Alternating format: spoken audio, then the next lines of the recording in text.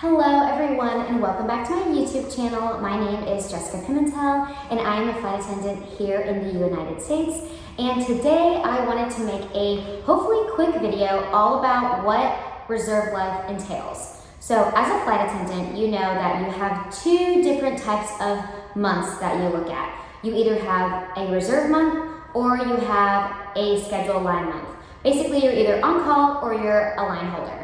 Well, December for me is my reserve month. And this month is going to be a little bit tricky because I am on reserve, but I am going to be commuting. As you all know, I live in Florida, but I am based out of New York City. So I will be a commuting reserve now, going from Florida to New York City to sit reserve, meaning I do not have a schedule. I do not know what I'm going to be flying. I am going to base to be on call.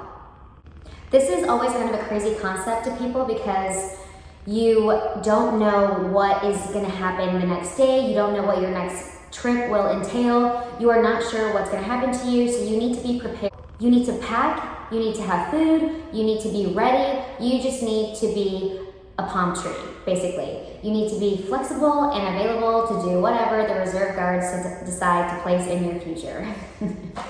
As a New York City-based flight attendant, I have 3 hours to get to the airport. And I have 3 hours to get to either New York's LaGuardia, JFK, or Newark, New Jersey. So I am liable to get to all of those airports within 3 hours whenever I get called. Now, when you are on reserve, the day before you're on call, so for example, let's say it's Monday and I'm off, and Tuesday I'm on call. So on Monday, before 3 p.m., we go into our reserve system and we put in a request or a bid for something specific that we want for our first day of being on call, or the day before our next on-call day. So, for example, I can bid to be on call for 4 different time periods. The first one would be A, which is 2 a.m. to 2 a.m., B, 5 a.m. to 5 p.m., C, 12 p.m. to 12 a.m., and D, 5 p.m. to 5 a.m. Now, these are the 12-hour periods that's when crew scheduling will call us and assign us something. We have 3 hours to get to the airport once they call us, and usually they will call you within a matter of that time, or they might schedule you the trip that they know that you are going to get awarded, but they will wait they'll make sure your sign-in is going to be between 2 and 2 if you're on wrap A, or 5 and 5 if you're on wrap B. So that is how it kind of works out. You can also bid for something like a trip the day before. So for example, since I'm a commuter, I would go into the system and I would look for a trip that had a later sign-in. That way I could go into reserve on the day that I'm on call. For example, if I'm off on a Monday and I'm on call on a Tuesday, like I said before, on that Monday I'll request for a trip that has maybe a 3 o'clock sign-in, and if I get awarded that trip, then I would love to just be able to go in on that Tuesday morning into New York or LaGuardia or Newark, wherever the trip is going to originate from, and that is when I will start my trip. So I can leave from Miami or something and just get there by 2 or 1, and my trip doesn't start, my sign-in's not till 3, I'll have plenty of time. That would be the ideal situation. Of course, as a commuter, you want to give yourself 2 flights in order to make it to your sign-in time, so you want to get there as early as possible. Now, what I don't want to happen on this reserve month is I don't want to get wrap A, meaning I'm on call from 2 a.m. to 2 p.m., and then have to go to base the night before and then have to basically sleep at the airport. That would suck. But you know what? That's probably going to happen, and I'm probably going to have to do it a few times, and that's okay. I also have a lot of friends that live in New York City, so I can always crash with them if I need to. But you know, as soon as you get older, you're kind of starting to think like you don't want to be crashing at everybody's houses. You kind of want to have your own space. Obviously, the airport is not my own space, but I don't want to be inconveniencing anyone. Now, my friends in New York are amazing. I know that I'm not going to be inconveniencing them, but you know what I mean. Like, as you get older, you're just thinking like, I feel like I should be paying for something. So anyway, that's why it would be nice for me to get a trip assigned the day before so I can just commute into my trip like I did on my line scheduled month. That was great. Commuting is not that bad when you have a schedule, especially if you can get late sign-ins and early returns. So you can commute in and commute home. Another thing that you can bid for the day before you're on call is you can bid to remain on call, or you can bid for a standby. Now, if you want to get a standby, that is usually because people want to get paid for being at the airport and potentially get used, or just get paid for being at the airport, because and you can build your hours that way. Now, if you don't bid for a standby, you will probably get assigned to standby eventually. And what that means, it's airport standby, and you are at the airport for about 4 to 6 hours. It's either a 4-hour shift or a 6-hour shift. I've never had a 4-hour shift. I've only had 6-hour shift. And that is for the very last minute call outs. So when somebody gets into an emergency situation and calls out when they have less than 3 hours to get to the airport, that is whenever a standby is assigned a trip like that. So you're already at the airport just waiting to get called for the possible last minute call outs necessary. Being on standby is actually very important, because when people call out last minute for an emergency and there's no one there to take their place, that's whenever crazy things happen. I know you guys all watch Fly with Stella, just like I do, and she makes a really good point about how when one flight attendant doesn't show up, or a pilot doesn't show up, or somebody calls out sick and the flight gets delayed and then or canceled or something, it just causes a snowball effect throughout the whole system, and it can really cause damage to the airline and the operations. So it is very important for standby reserves to be ready to go when they are called right away. Now, there are also a bunch of legalities that go into being on reserve. I'm not going to go ahead and get into all of them, but one, for example, is if you are on call for 6 days in a row and they fly you into your 7th day, that could be a legality, because you need to have 24 hours off within your 7 days. You have to have usually 12 hours between your next reserve assignments.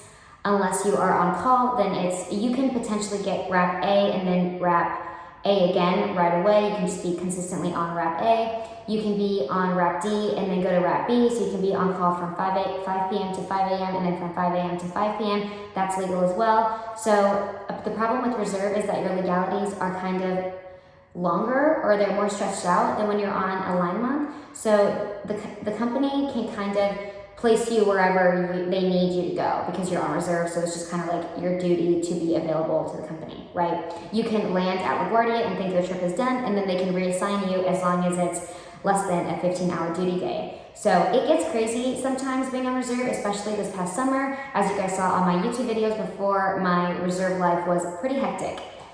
Of course, there are many cons, but there also are some pros to being on reserve. I'm gonna go ahead and start with the cons, so then we can end on a positive note. Con number 1 of being on reserve is that you really can't plan out your life, because you don't know exactly when you will start and end your trips. You can try to plan out your life on your days off, but sometimes even whenever you plan your life out on your days off, you get called into a trip on a day off, and that can cause a ruckus in your life. That can cause a ruckus. For example, one time I was on standby and I really wasn't prepared for anything. It was just a last minute call, and I just went to standby, and they called me for a 4-day trip that brought me into my day off. And I was actually going to go to Chile, Santiago with my roommate at the time, and he had to bring me close to the airport as soon as I landed so we can go straight to Miami and then go straight to Santiago. It was hectic, but you just got to work with it. Like we all say, you have to be a palm tree. Problem number 2 would be commuting the night before, which I said before. If you're on reserve and you're a commuter, really just the con is being on reserve as a commuter. Commuting on reserve is just very stressful. You don't know what you need to bring. You don't know what to plan for. You don't know when you have to be at base.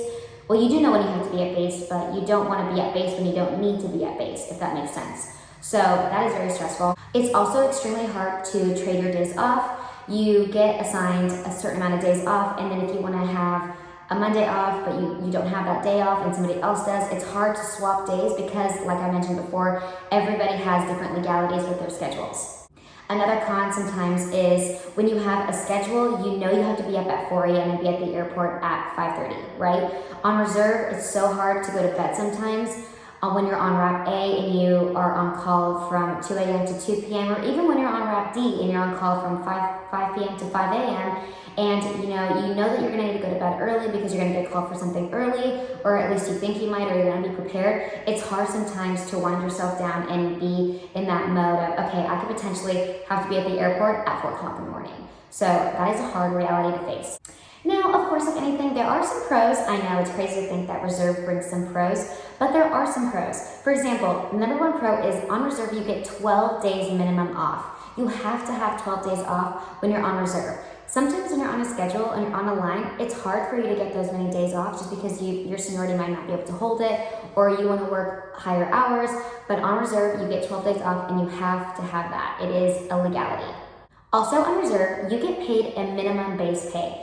I'll just use an easy number right away. So let's say you have to get paid 100 hours minimum per month that you work, and that is 100 hours flying hours, okay? I'm not saying legitimate numbers, I'm just speaking in easy terms.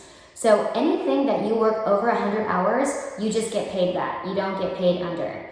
But if you work under 100 hours, you will always get paid that base pay rate, which is awesome, because if you only work 40 hours and you're gonna get paid way more than that because that's the minimum, that's pretty cool if you ask me. So if you're able to not really work that much on reserve but still get paid the minimum, that you're really not working as much. That doesn't always happen, but it could, and it has before to me and to many other flight attendants that I know, especially senior flight attendants. Also, if you pick up a trip on the days off and it goes in with the legalities and everything, you get that on top of your minimum. So let's say you pick up a trip that's 10 hours, your minimum is 100, you get paid 110 hours, even if you only really worked or were assigned trips that came out to being 60 hours worth. So you can really make some good money on reserve. I think a lot of people don't take advantage of that. And I think that right now flying is so hectic that it makes sense that you wouldn't take advantage of it. But I do know people back in the day that would take a lot of advantage of that situation, and you're liable to the company, so you have to do what the company calls you for. You have to be at the airport in 3 hours, but you also might as well reap the benefits of being on reserve. Depending on what base you are at, like if you have more seniority at a base, that could really help make being on reserve easy. If you live at base, that would make being on reserve easy as well, because you spend a lot of time being home if you're on reserve. So I think that it could be a pro if you just make the most out of it. Personally, since I'm a commuter, I would much rather have a line, but who knows, when I get my transfer to Miami, which unfortunately, everyone, I still have not gotten my transfer, so I will currently be New York City based for another few more months, all of December, all of January, and all of February. In about a month, I will find out if I get my transfer in March, but until then, I will be commuting to New York, and I would much rather have a line when I'm commuting, and once I find out the whole reserve life schedule here at the Miami base, I will then let you know if I think it would be nice to be on reserve here in Florida. But I think that at the end of the day, everybody prefers to have a schedule. I know that it just makes your life so much easier. In an amazing world, since I am a commuting reserve, I would love to just bid for a late wrap the day before I'm on call, meaning I would get wrap D, so I would be on call from 5 p.m. to 5 a.m. every time that I'm on reserve, and then I would just go to New York that day and then get assigned a trip or bid for a trip. You can also bid for trips while you are on call. So if I'm on call from 5 p.m. to 5 a.m. and I see a trip with like not 3 a.m., that's insane, like a 5 a.m. sign-in or something, I can bid for that trip, and if I'm senior enough, I can hold it. Something else that I forgot to mention is that sometimes whenever you do request to get certain trips and somebody senior to you requests for those trips as well, they of course have more seniority, so they will be getting those trips over you, which is unfortunate because obviously we all want to work something that works in our lives, but of course this job, seniority is so important, therefore they will get the trip over you. For me, I would love to be able to have a late sign-in or a late wrap the day that I'm on reserve, therefore I can just commute into New York for my reserve schedule rather than getting to New York the day before. As you will see from my day-to-day life, the next few videos, how my life is going to be like being New York based but also living in Florida, you'll see that if I do have to stay at the airport the night before, I will be very, very sad, but that's okay. Like I said, I have a lot of friends, so I'm hoping to make the most out of this next month coming up and really take advantage of the fact that I get to be in New York. I love New York City. It's an amazing city. I love all my friends there, and the base overall of being in New York is just amazing. I feel so much better here in New York now instead of how I was when I was in Charlotte. It's just night and day difference for me. New York is like always gonna have a special place in my heart because I was based there when I first got hired as a flight attendant. So I absolutely love it. Commuting sucks, but I'd rather commute to New York than Charlotte. Here in New York, I actually have a little bit of seniority, therefore I'm already getting what I want on reserve. For example, either you'll see in the video I just posted or in my next video, I was able to get wrap D, meaning that I was on call the first day of being on reserve at 5 p.m. to 5 a.m. Therefore, I could fly into my reserve day rather than the night before, which makes such a difference, let me tell you. I don't want to go into so much detail, but here is a little bit of information so you guys know how and what I'm going to be going through in December. I hope you guys enjoyed this video. I know it's a little bit different, like a sit-down video. Let me know what you think in the comments down below. I really appreciate your support. Don't forget to give me a like. Don't forget to subscribe to my channel. And yeah, thank you so much for watching. I hope everybody has a great rest of your day, no matter where you are. We wish you all the best, and of course, happy holidays. It's Christmas season. All right, I'll see you guys in the next video. Bye.